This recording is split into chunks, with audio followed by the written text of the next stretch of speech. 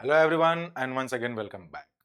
Passage के through comprehension skill को improve करने की ये हमारी 43rd वीडियो है।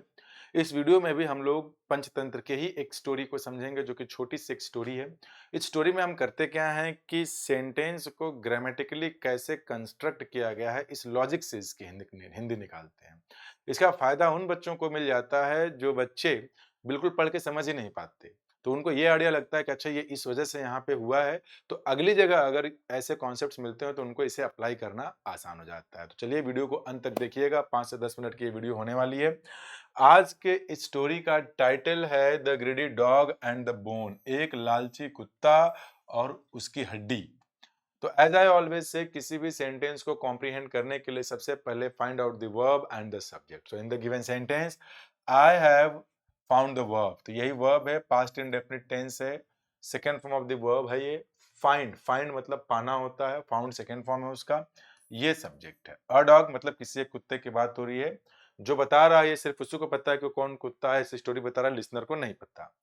एक्टिव वॉइस का सेंटेंस है क्योंकि बी प्लस थर्ड फॉर्म नहीं दिया गया। एक कुत्ता पाया, क्या पाया? एक बोन, ये डिटर्मिनर इसके लिए लगा है, तो व्हाट काइंड ऑफ बोन, ये एडजेक्टिव है। जूसी, एक रसीली हड्डी पाया। जरा सोचिए, मुंह में पानी आ रहा होगा आपके भी। एक रसीली हड्डी कहीं से पा जाता है। उसी डॉग के लिए यहाँ ही यूज किया गया है। वो walk over a bridge happily. Happily जो है एडवर्ब ऑफ मैनर है, और आपको पहले से ही पता होगा कि adverb of manner, place and time को सेंटेंस के लास्ट में रखा जाता है।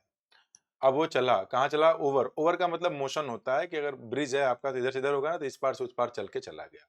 वो ब्रिज के ऊपर खुशी खुशी जा रहा था, गया अपना।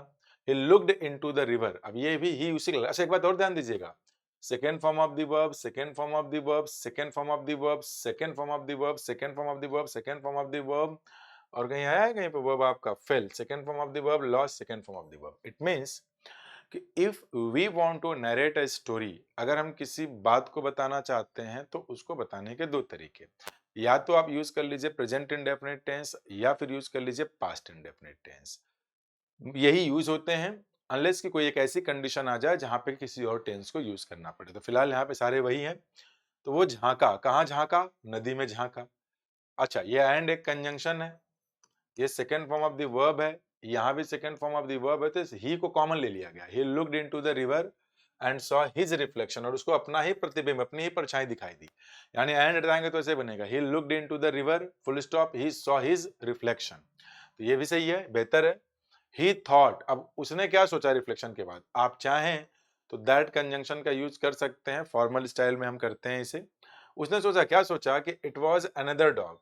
इट वाज क्या? वो रिफ्लेक्शन जो देखा है, चूंकि एक नॉन लिविंग टर्म है, सिंगुलर भी है, तो सिंगुलर के लिए इट लगाते हैं कि it was another dog. And अभी इसके पहले वीडियो में आया था अनदर का मतलब कोई और कुत्ता है, क्या? With a bigger bone. देखिए, बिग होता है पॉजिटिव डिग्री का एडजेक्टिव, बिगर होता है कंपैरेटिव का एडजेक्टिव, और बिगेस्ट होता है सुपरलेटिव का। बिगेस्ट सुपरलेटिव डिग्री का एडजेक्टिव ये कब यूज करेंगे? जब कोई एक ही हो, एक ही पर्सन प्लेस और थिंग। ये कब यूज करेंगे? जब comparison is made between two. ये कब यूज करेंगे? मतलब comparison is made among people places और थिंग्स। अमंग का मतलब दो से ज्यादा लोग हो, जगह हो या कोई चीज हो। तो यहाँ बिगर लिखा है तो विद अ बोन। बिगर मतलब क्या है? तो उसके मुंह में था, रिफ्लेक्शन में देखा, तो वो दूसरा था, तो दो के बीच में कंपैरिजन है कि उससे बड़ी हड्डी लिया हुआ है। टू स्नैच इज, जो टू स्नैच है ना, टू आपका इन्फिनेटिव टू है, और स्नैच मतलब खींचने के लिए। चैन स्नैचिंग सुना होगा आप लोगों ने, चैन को खींच के लेके भाग जाते हैं। इस हड्डी को जो है कि खींच ले, उस कुत्ते ने ही बाग्ड, वो भौंक दिया।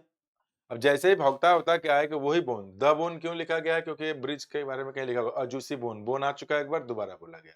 द ही यूज करते हैं हम कब? जब कोई भी चीज नोन टू बोथ होती है, स्पीकर एंड लिसनर। तो वो बोन क्या तक गिर जाती है, कहाँ गिर जाती है? रिवर के अंदर गिर जाती है, मतलब बाहर से अंदर आ जाती है। इनटू का मतलब ही होता है बाहर से अंदर।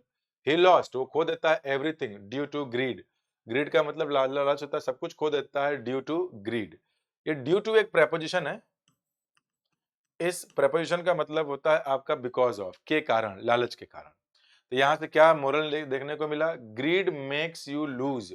ग्रीड जो लालच है, वो आपसे वो चीज भी खुआ देती है जो आप पहले से अपने पास रखे होते हैं। मतलब कि आपके पास अगर कोई वस्तु है तो लालच के चक्कर में ना आपसे वो भी खो जाती है।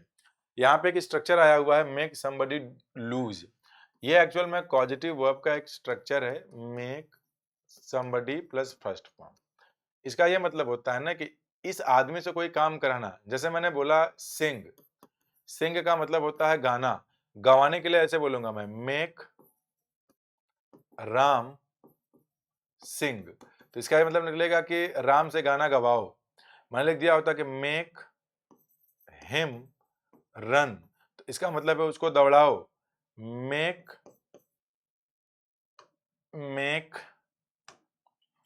मी स्लीप। मेक मी स्लीप का मतलब मुझे सुलाओ, सुलाओ का मतलब लोरी गा दो, कुछ ऐसा करो जिससे कि मुझे नींद आ जाए। तो उम्मीद करता हूं कि आपको भी ये समझ में आया होगा। ब्रेक करना आप सीख रहे होंगे, काफी स्टोरीज हो चुकी हैं, 43 स्टोरीज हो चुकी हैं, और भी आगे बढ़ाता रहूंगा। मैं कोशिश करूंगा कि 100 तक इसे कर दूं पूरा, ताकि आप लर्नर अगर हैं, आपको डर लग रहा है, तो एक एक चीज को तोड़ तोड़ करके आप सीखें इसे। ठीक है, thank you very much. Video पसंद आई हो तो लाइक कर दीजिए, दोस्तों के साथ इसको शेयर कर दीजिए, और चैनल को सब्सक्राइब करना ना भूलें। Thank you, bye bye, take care.